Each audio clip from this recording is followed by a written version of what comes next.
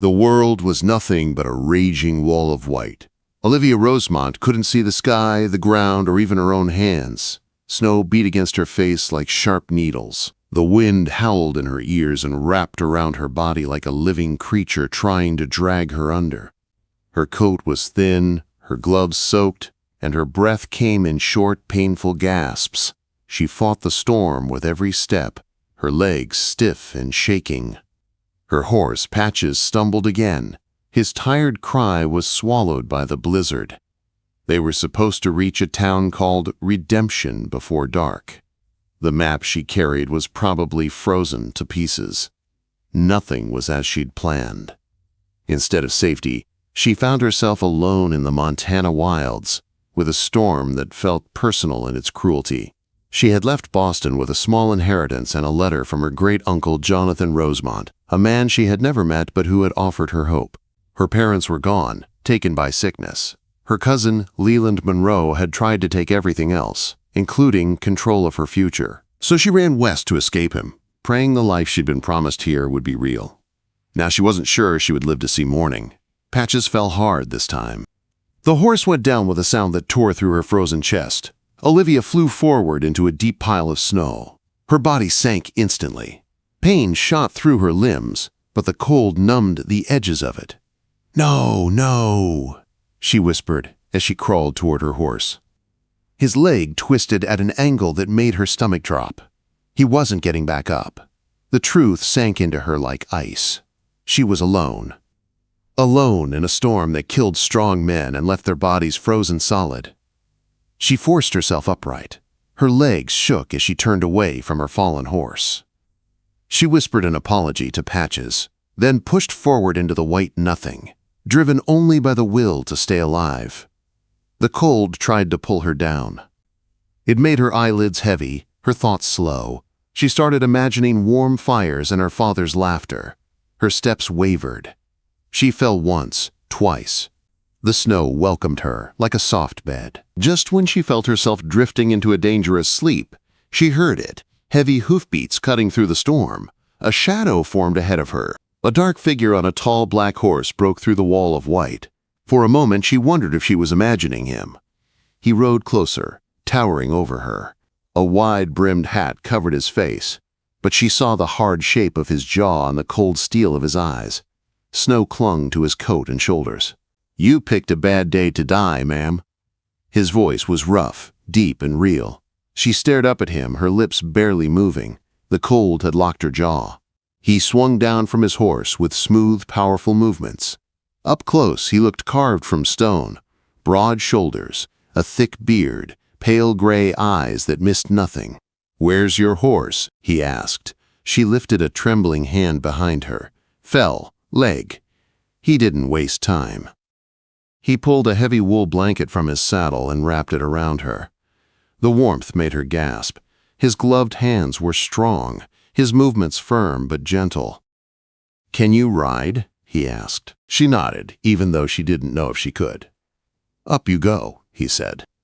He mounted first, then reached down and hauled her up into the saddle in front of him like she weighed nothing. His arm came around her waist, steady as iron. "Name's Cole Barrett," he said as he turned the horse. "My ranch is the closest place for miles. You're lucky I was checking the fences." She leaned back against him, too tired to stay upright. The warmth of his body was shocking after so much cold. "Olivia." "Rosemont," she whispered. She felt his body tense behind her. His grip tightened slightly. After a long silence, he asked, "Any relation to Jonathan Rosemont?" He's my great-uncle," she managed. Cole didn't speak again, but something changed. The air felt heavier. Even through the storm, she sensed she had said something that mattered to him. They reached his ranch, a huge wooden house standing strong against the storm. Before she could speak, Cole lifted her in his arms and carried her inside. Warmth hit her like a wave. A roaring fire lit the room. A man with a white mustache jumped from his chair, shock on his face. "Boss, what in the world?" "Found her near the ridge," Cole said, half frozen. He set her in a large armchair. The older man, Gus, hurried to get broth and hot coffee.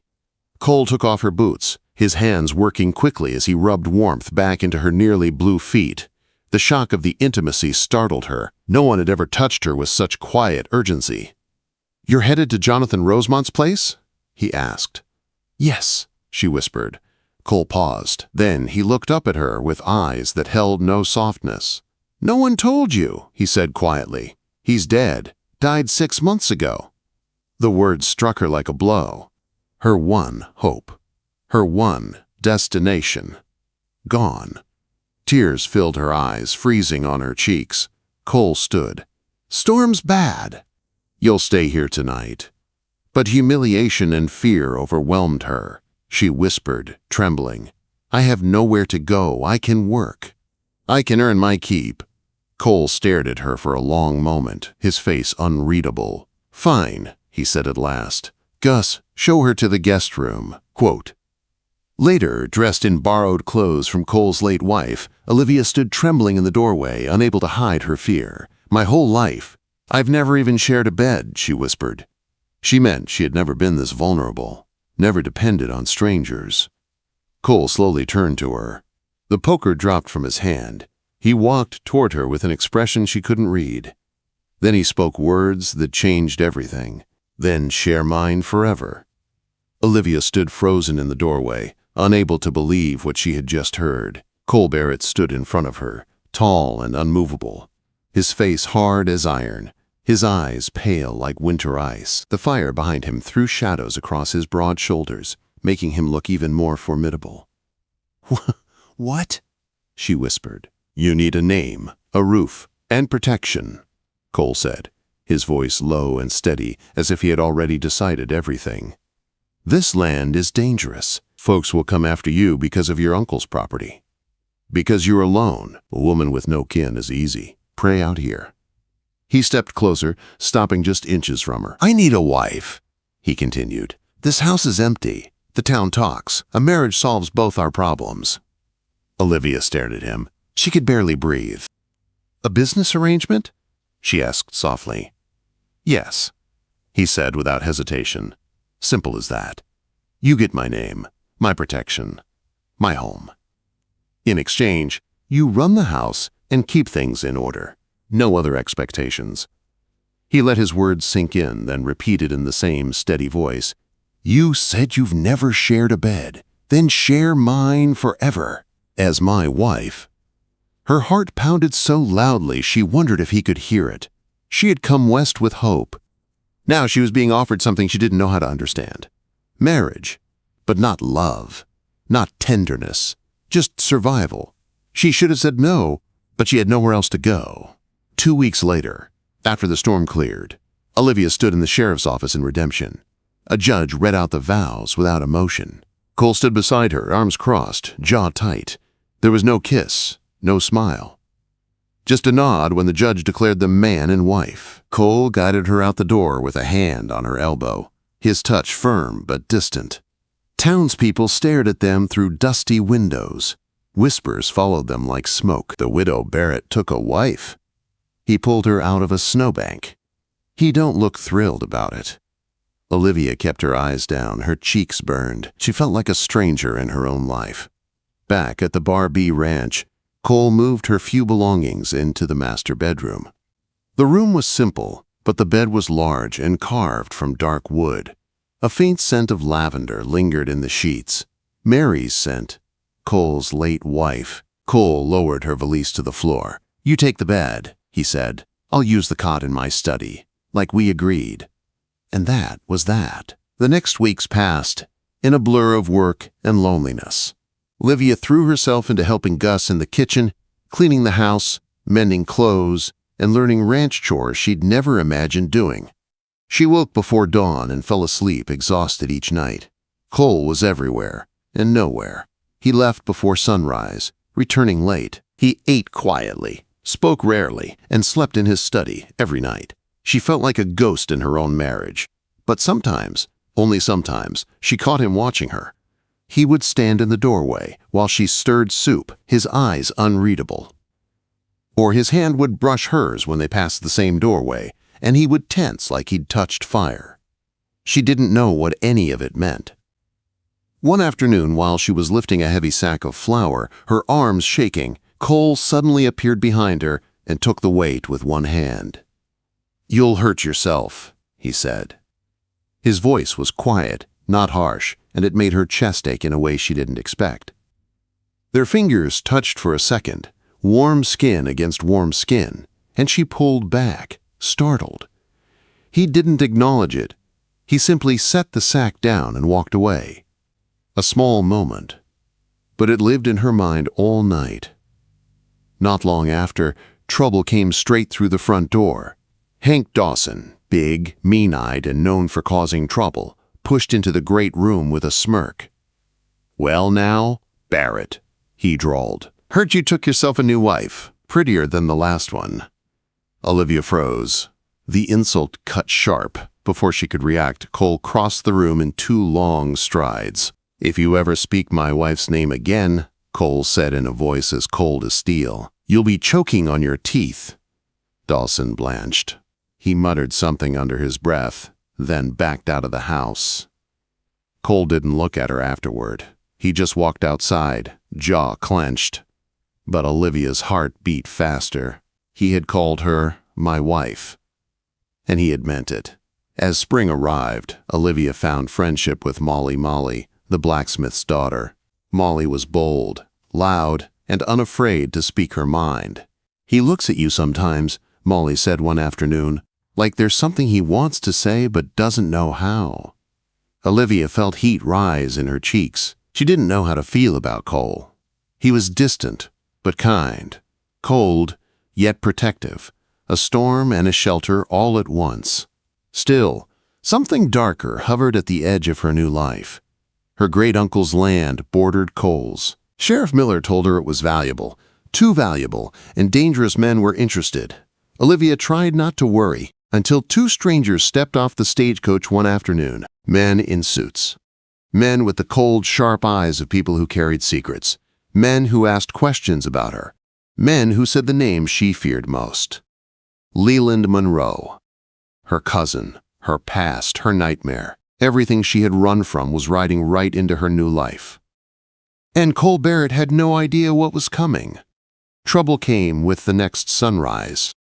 The 2 strangers from the stagecoach, Jones and Peters, started asking questions all over redemption. They wanted to know everything about Olivia Barrett, where she came from, how she got here, whether she mentioned Boston, and most of all, whether she ever spoke the name Leland Monroe.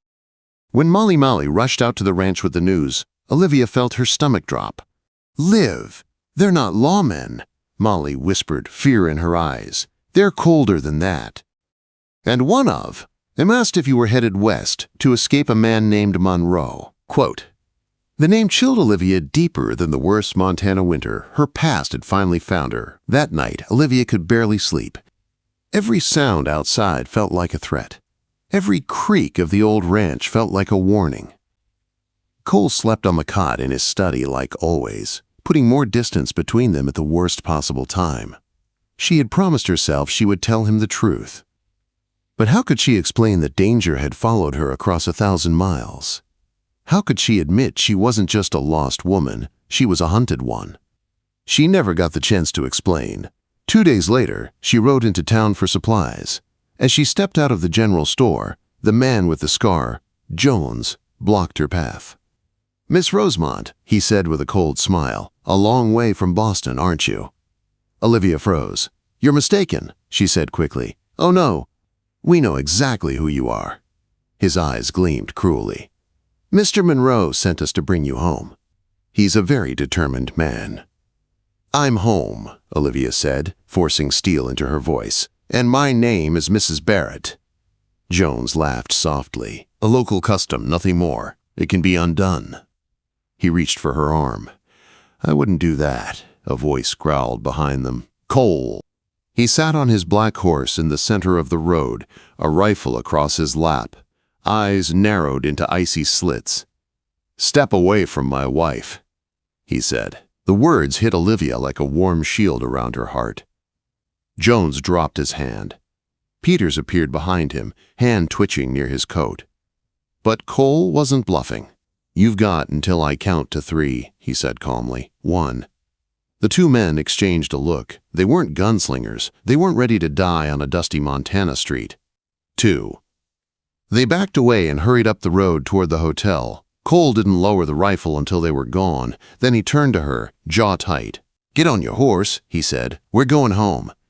The silence on the ride back was heavy and suffocating. Back inside the ranch house, Cole finally turned on her. "Who is Leland Monroe?" he demanded. So she told him everything. How her cousin tried to control her family's estate. How his behavior had turned dark and threatening. How she ran west to escape him. When she finished, Cole's face was full of anger she had never seen before. "So you brought a war to my ranch without telling me," he said. "You stood in front of a judge and took my name and never said a word." "I was ashamed," she whispered, "and afraid." "That's not an excuse," he said sharply. "This ranch is built on trust. You broke that." His words carved into her. "Do you want me to leave?" she asked, voice trembling. He didn't answer right away. When he finally spoke, his voice was rough. "I don't know." The days that followed were cold in every way. Cole wasn't cruel, just distant, silent, a ghost in his own home, and Monroe's men didn't leave. They teamed up with Hank Dawson, spreading rumors and trouble. Fences were cut, supplies went missing, cattle vanished. Pressure mounted slowly, like a noose tightening around the ranch. One afternoon, Olivia rode out alone to check the sheep. She didn't tell Cole, something she would regret for the rest of her life. Dawson and his 2 hired men appeared on the ridge above her. "Well now," Dawson called. "Mrs. Barrett, all alone." Fear punched through her. They circled her slowly, like wolves. "I have a deed here," Dawson said, pulling out folded papers.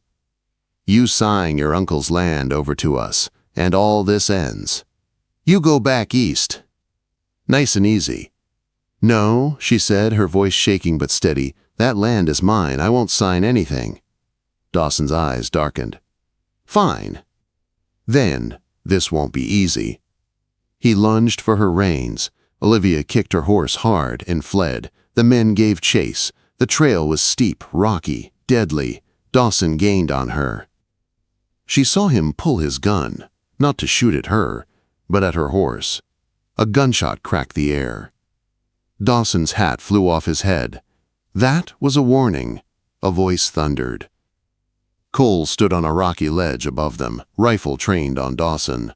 "The next one goes between your eyes." Dawson didn't argue. He fled with his men. Cole scrambled down the rocks, grabbed Olivia's shoulders, and checked her for injuries with frantic hands. "Are you hurt?" His voice was shaking. "Did they touch you?" "No," she whispered. "What were you thinking?" he shouted, fear breaking through his control. "They could have killed you?" "It's my land," she cried. "The only thing that's truly mine." Cole stared at her, breathing hard. Then his voice dropped to a whisper. "It's ours," he said. "When you took my name, what's yours became mine, and what's mine became yours." His hands were shaking as he pulled her into a desperate embrace. "Damn you, Olivia," he whispered into her hair. "Damn you for making me feel this way." The wall between them shattered, but the fight was far from over. Leland Monroe himself arrived in redemption with money, guns, and a plan to break them. Cole, Olivia, and Gus struck first. They used Olivia's father's ledger, a book proving Monroe had been stealing from the family business for years. They brought it straight to the sheriff. Monroe's men tried to stop them at gunpoint, but Cole fought them off, taking a bullet through the arm to protect Olivia. Sheriff Miller got the warrants he needed. By sunrise, they rode out to confront Monroe at the creek, where he was illegally trying to dam the water that fed the ranch. "Leland Monroe," the sheriff announced, "you're under arrest." Monroe panicked. In a burst of desperation, he pulled a small pistol and aimed directly at Olivia. He never got to fire. Cole's bullet hit first. Monroe went down screaming, clutching his shattered wrist. It was over. As deputies rounded up Monroe's men and Dawson's thugs, Cole turned to Olivia. His arm was bleeding, but his eyes were warm in a way she had never seen. "Are you all right?" he asked softly. She nodded, tears filling her eyes. He cupped her face in one rough, gentle hand. It was never about the land, he said. Not for me. Then he kissed her. Weeks later, peace returned to the valley. Leland was sent back east in handcuffs. Dawson was driven out of Montana. Cole and Olivia slowly began to live like a real married couple. One evening, Cole stood beside her as the sun set over the ranch. "You could go back to Boston," he said. "Your family business is yours again." Olivia looked at the ranch, the mountains, the man beside her. "I'm already home," she said softly. He took her hand. "I have a confession," he said. "The day I found you in that storm, I wasn't riding fences. I was looking for you." She stared at him, heart full. "And when I asked you to marry me," he continued, voice thick, "I wasn't being selfless. I didn't want you to leave." That night, he didn't go to his study. He came into their room. He stood before her, no walls left between them. "I made you a vow once," he said, "out of need and desperation. Let me make it again, for love. Truly be my wife, share my life, share my heart." Olivia stepped close and rested a hand on his cheek. "I've never shared a bed," she whispered. Her voice held no fear now, only love. Cole smiled. "Then share mine forever." And she did. Their vow, born in a snowstorm, became a lifetime of devotion.